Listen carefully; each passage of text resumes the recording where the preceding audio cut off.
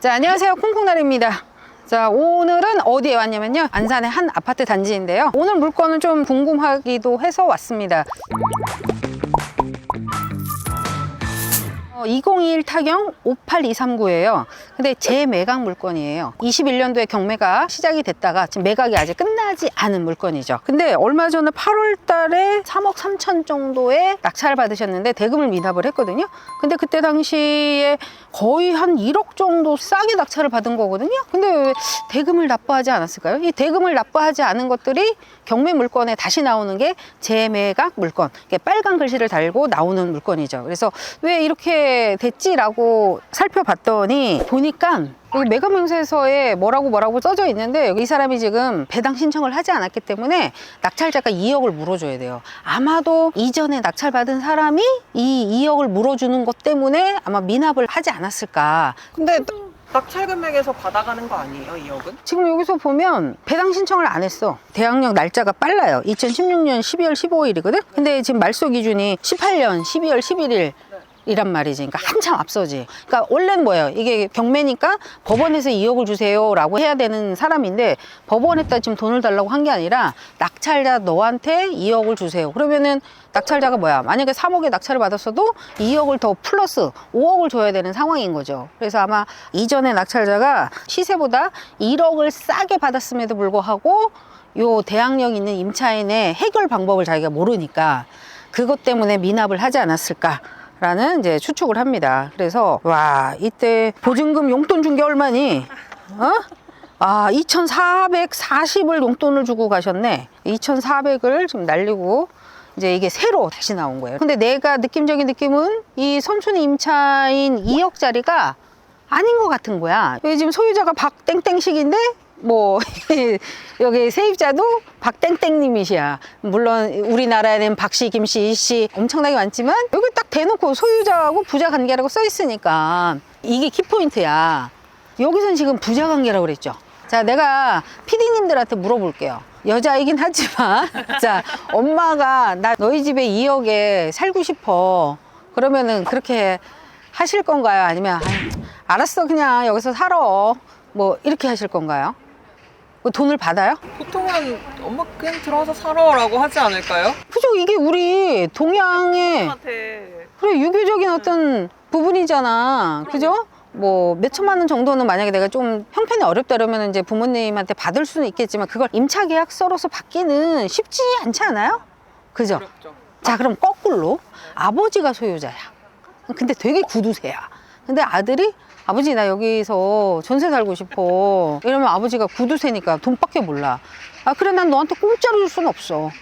자, 그러면은 2억에 아니면 뭐 월세 2천에 50 계약서 쓰고 그럼 와서 살든가. 이건 가능할까요, 안 가능할까요? 아버지는 뭐 그건 가능할 것 같아요. 그지?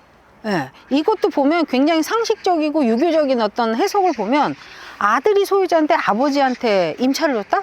그건 말이 안 돼. 판례에서도 이건 적용할 수 없다, 이런 판례가 있고, 근데 거꾸로 아버지가 아들한테 임차를 준다? 이건 가능하죠. 그래서 이런 부분까지 해석을 해서 예를 보면 이게 진짜일까 아닐까에 대한 여부도 조금 판단이 된다는 거죠. 그 말을 다 믿고 갈 필요는 없지만 요거는 우리가 확인을 어떻게 해야 돼요? 소유자하고 아들하고 같이 살고 있는지. 만약에 아들한테 줬다고 해도 아들만 살겠지 아버지는 같이 살 가능성이 없지 않아요? 임차 계약을 했는데. 그래서 어디를 우리가 가냐면, 자, 우편물을 확인하러 가보면 누가 수령을 받고 있는지 알 수가 있겠죠. 그래서 뭐 그런 것들 한번 확인해 보러 가는 거예요, 겸사겸사.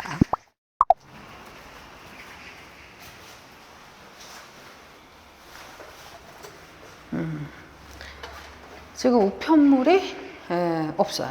자, 우편물이 없다라는 건 여기에 사는 사람들이 우편물이 이제 법원이나 은행에서 많이 오니까 되게 신경 써서 지금 관리를 하고 있다, 이렇게 보셔도 됩니다. 자, 우편물이 하나도 없었어요. 그래서 우편물이 없다라는 건 좀 되게 예민한 상태에서 바로바로 가져간다, 관리를 한다라고 이렇게 의미를 부여할 수 있고, 그 다음에 여기 같은 경우는 지금 전체적으로 거의 다 남향 형태로 이루어져 있는데 요 몇 개의 동만 동양 형태로 되어 있어요. 그래서 여기 같은 경우도 지금 3층이 동양으로 되어 있습니다. 그런데 좀 좋은 점은 앞에 막힘이 없어요. 물론 어떤 이게 조망이 뭐 공원 조망이 나오거나 이러진 않지만 특별히 나쁘다에 대한 개념은 없다. 옛날에 이제 남양이나 이런 것들이 뭐예요? 빨래 이제 잘 마르냐 아니면은 해가 잘 들어오냐 이렇게 하긴 하지만 요즘은 다 건조기 있죠. 그다음에 통풍 뭐 이 정도면 통풍 뭐 잘 될 거란 말이에요. 그래서 큰 의미는 없을 거라고 봐요. 자, 그리고 제가 이 아파트를 택한 이유는 여기에서 우리가 안산 중앙역까지 걸어서 10분 뭐 이 정도밖에 안 걸려요. 그래서 굉장히 뭐 초역세권 이런 건 아닙니다만 이 중앙역의 포지션이 어느 정도냐면 제가 늘 이야기했던 신안산선이 내년에 개통이 되는 거예요. 그러면 여기가 더 엄청나게 뜨거워지고 또 여기 같은 경우에는 지금 월곡 판교선 뭐 여러 가지들이 같이 이제 교차 지점이 돼버려요. 그래서 더 뜨거운 동네가 아마 될 겁니다. 제가 신안산선을 따라서 어느 동네에 투자를 하거나 아니면 경매 물건이 나왔을 때 겟을 해야 되는지 그 여부를 보기 위해서 이 아파트를 일단 선별을 했던 거고요. 지금 우편물이 없어서 사실 부모님의 앞으로 우편물이 오고 있다는 건 저희가 확인은 안 돼요. 여러분들이 만약에 임장을 오시면 그런 거는 실제 누가 여기서 살고 있는지는 한번 확인해 보시는 게 좋죠. 우편물을 저희는 뭐 못 보고 지금 돌아갑니다만.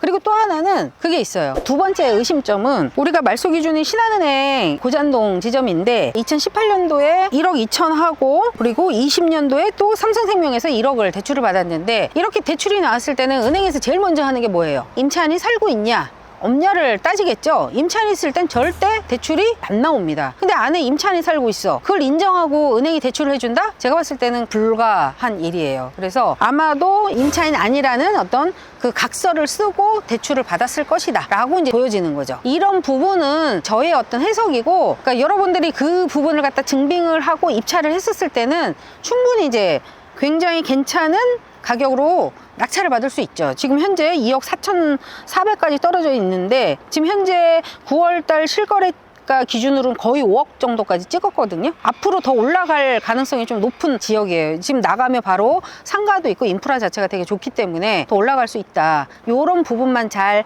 해석을 하고 임장을 하시고 내가 증빙을 할 수 있다고 하면 너무 괜찮은 물건이다 라고 해서 제가 한번 현장을 와보게 됐습니다. 아까 보니까 입찰일 하루 전날에 소유자가 2억 8천이라고 바꿔 써서 했더라고요. 맞아요. 그래서 이런 부분도 매각명세에서 보면 처음에는 2억에 신고를 했다가 또 2억 8천에 신고를 했죠. 상식적으로 임차인이라면 자기가 전세 얼마 사는지 몰라야 알아요. 딱 알죠? 금액이 엄청 큰데 알죠. 모를 수가 없어요. 네. 근데 갑자기 법원에서 너 얼마에 사니? 라고 했을 때는 2억 이렇게 신고했다가 갑자기 저 끝판에 가가지고 한 8월 달에 가서 그건 아니고요 2억 8천 사는데 그것도 웃기지 않아요? 그것도 의심점이라는 거지. 아, 이거는 진성 임차인은 아니겠구나 라는 부분이 굉장히 많이 보인다. 그거에 대한 증빙은 누가 해야 된다? 여러분이 해야 된다. 실례합니다. 네, 안녕하세요. 뭐 하나만 여쭤볼게요. 이쪽 앞에 706동 경매가 좀 나와서 그러는데 요즘에 만약에 저희가 낙찰받아서 내놓으면 한 어느 정도 받을 수 있어요? 몇 평이요? 28평. 28평 같은 경우에는 1층 같은 경우는 4억 4천 정도 하고요. 인테리어 잘 돼 있다 그러면 5억 5천? 이 정도. 어우, 그렇게 차이가 많이 나요? 인테리어 대인. 아, 돼 있냐 안 되냐에 따라서? 또 이제 로얄 그 층도 있고 도 있고 그런 거에 따라서. 그러면 지금 여기 한 3층 정도 나왔거든요. 그러면은 만약에 금매로 내놓으면은 한 5억은 너무 큰가?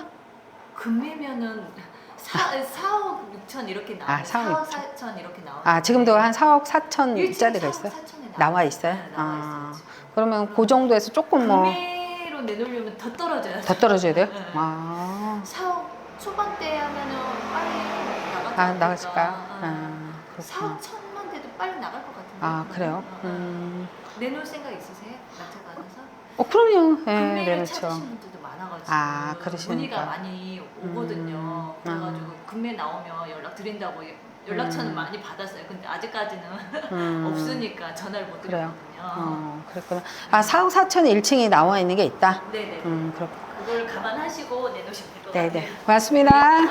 자, 한번 정리 한번 해보겠습니다. 2021 타경 58239인데요. 제가 선정한 이유는 신안산선의 안산중앙역이 바로 코앞에 있어서 위치가 너무 좋다. 그래서 만약에 신안산선이 개통이 되면 여의도까지 얼마? 25분에 돌파한다. 나중에 월곡 판교선까지 이제 개통이 되면 판교에도 쉽게 진입을 할 수 있다. 그래서 이런 어떤 입지적인 면을 봤고요. 그리고 신혼부부들이 선호하는 28평형이기 때문에 아마 매매나 임대 이런 것들은 굉장히 잘 될 것이고, 자, 여기 여기에서 주의점은 뭐라고 그랬어요? 그래도 재매가 약간의 냄새가 나는 그런 임차인이라고 보여져서 몇 가지를 체크를 해봤는데 그거는 저의 생각이고 여러분들이 직접 와서 알아보시고 극복을 하실 수 있다고 하면 입찰을 하시면 되겠죠. 이렇게 마무리 한번 해보고 더 좋은 물건으로 다시 오도록 하겠습니다. 고맙습니다. 맞아. 뭐라고요? 좋아요? 구독은 꼭 저한테 주는 어떤 그 사랑? 아니야. 팬심? 이거예요. 그러니까 꼭 좀 눌러주세요. 감사합니다. 안녕. 간다. 그러면은 제가 만약에 여기를 낙찰을 받으면 저 사람은 2억 8천을 달라고 할 텐데 어떻게 싸워요? 이거 엄청난 팁인데 어떻게 해야 되나? 저희만 카메라 끄고 듣겠습니다. 그렇죠. 그거는 내 수업을 들어. 경락스를 듣든지 경매 초급반을 들어오세요. 이것까지 알려주면 이건 이 그죠? 채널에서는 구독, 좋아요. 아예 오케이. 오케이. 끝.